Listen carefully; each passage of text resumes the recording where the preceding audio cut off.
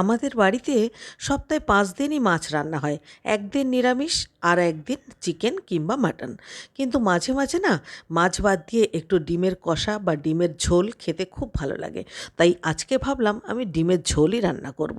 সেদ্ধ করে ছাড়িয়ে নুন হলুদ মেখে ডিমগুলোকে ভেজে তুলে নিয়ে জিরে আর তেজপাতা ফোড়ন দিয়ে একটা পেঁয়াজ ভালো করে ভেজে নিলাম, আর ডিমের ঝোল মানেই আদা বাটা রসুন বাটা, সেটাকেও কষিয়ে নিলাম।